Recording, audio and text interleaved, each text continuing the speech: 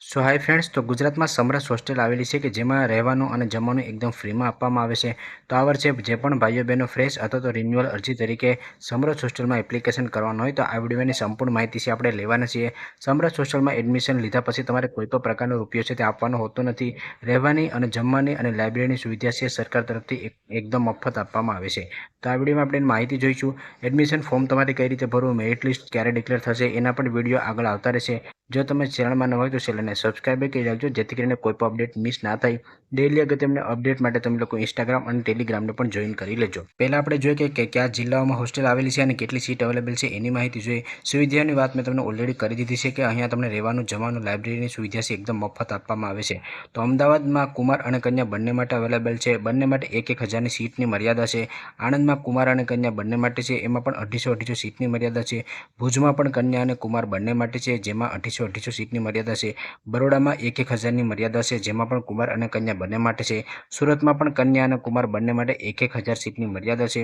હિંમતનગરમાં પણ કુમાર અને કન્યા બંને માટે 250 સીટ છે. તેમજ ભાવનગરમાં પણ કન્યા અને કુમાર માટે અલગ અલગ હોસ્ટેલ આવેલી છે અને એમાં પણ 1,000 વિદ્યાર્થીઓની સીટની મર્યાદા છે. રાજકોટમાં પણ કુમાર અને કન્યા માટે આવેલી છે, જેમાં પણ 1,000 સીટની મર્યાદા છે. જામનગરમાં પણ 1,000 સીટ ધરાવતી કુમાર અને કન્યા હોસ્ટેલ આવેલી છે.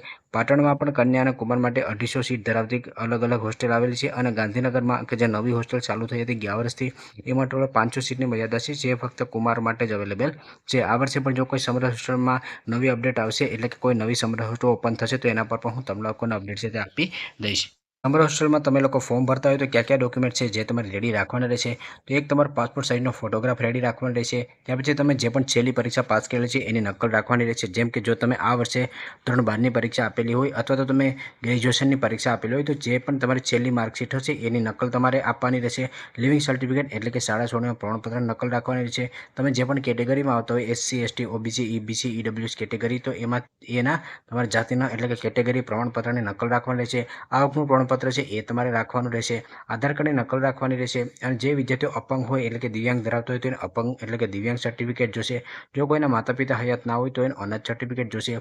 અને જો કોઈ વિધવાનું સંતાન હોય એટલે કે જેના માતા છે વિધવા હોય તો એને માતાનું વિધવાનું સર્ટિફિકેટ છે એ જોશે. જો તમે અપંગ, અનાથ અથવા તો વિધવા આ ત્રણેય કેટેગરીમાં આવતા હોય તો તમને એડમિશનમાં પ્રાથમિકતા છે તે આપવામાં આવતી હોય છે. ત્યાર પછી મોબાઈલ નંબર, ઈમેલ આઈડીની જરૂર પડશે. અને જે પણ કોલેજમાં તમે એડમિશન લીધું હોય તો કોલેજની માહિતી અને કોલેજ એડમિશન પ્રૂફ છે એ તમારે જરૂર છે તે પડશે.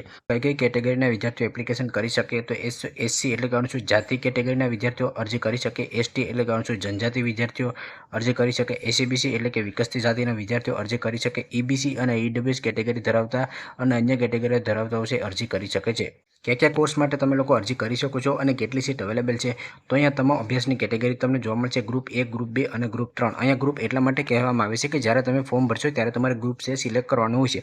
તમારે ફોર્મ કઈ રીતે ભરવાનું હોય છે જેથી કરીને તમારું ફોર્મ ભરશો એટલે રિજેક્ટ ના થાય, તો એના પર હું સંપૂર્ણ લાઈવ પ્રોસેસનો વિડીયો બનાવી દઈશ. એ વિડીયો જોઈને તમે આરામથી ફોર્મ છે એ ભરી શકશો. કોર્સની વાત કરીએ તો ગ્રુપ 1માં આવતા કોર્સિસ જેમ કે MBBS એટલે કે મેડિકલ કક્ષાના કોર્સિસ, ફાર્મસી કક્ષાના કોર્સિસ, એન્જિનિયરિંગ કક્ષાના કોર્સિસ, ધોરણ 12 પછી ડિપ્લોમા ફાર્મસી અથવા એન્જિનિયરિંગ કક્ષાના કોર્સિસ હોય, અથવા તો કોઈ ફેશનને રિલેટેડ, ડેન્ટલ રિલેટેડ, હોમિયોપેથિક, આયુર્વેદિક રિલેટેડ કોર્સિસ એટલે કે મેડિકલ અને એન્જિનિયરિંગ ફાર્મસી રિલેટેડ કોર્સિસમાં 30% સીટ છે તે રિઝર્વ હોય છે. ત્યાર પછી ગ્રુપ 2માં આવશે સ્નાતક પછીના એટલે કે ગ્રેજ્યુએશન થયા પછી પોસ્ટ ગ્રેજ્યુએશનમાં તમે એડમિશન લેતા હોય તેમાં જે પણ કોર્સિસ હોય છે જે આયુષને લગતા હોય, M.Pharm, MA, M.Com, MSc, MBA, MSW, MCA, B.Ed, M.Ed, M.Phil, MLB, PhD વગેરે પોસ્ટ ગ્રેજ્યુએશન કક્ષાના કોર્સિસ જેમાં પણ 30% સીટ અવેલેબલ છે.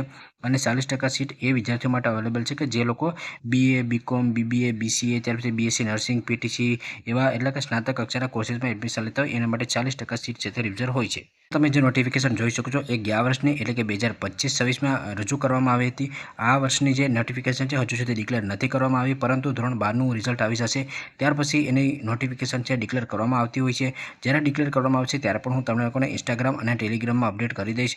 તો અહીંયા જે પણ તમે જોઈ શકો છો એ ફક્ત તમને લોકોને સમજાય એના માટે મેં અહીંયા બતાવેલી છે કે આવી રીતે તમારી નોટિફિકેશન છે એ ડિક્લેર થશે. ગયા વર્ષની વાત કરું તો 23/5ના દિવસે આને ફોર્મ ભરવાની જ્યારે છે તે થઈ હતી. તો અહીં ધોરણ 12નું પરિણામ ગુજરાતમાં આવી જશે ત્યાર પછી નોટિફિકેશન ડિક્લેર કરવામાં આવશે. એટલે કે મે મહિનામાં 5મા મહિનામાં ગમે ત્યારે તમારી નોટિફિકેશન છે ડિક્લેર થઈ શકે છે. એડમિશન લેવા માટે પહેલાં તમે લાયકાત ધરાવો છો કે નહીં એ તમારે ચેક કરવાનું રહેશે. ત્યાર પછી તમારે ઓનલાઈન અરજી કરવાની રહેશે અને ત્યાર પછી તમારા લોકોને જે ડોક્યુમેન્ટ વેરિફિકેશન છે એ કરાવવાનું હોય છે.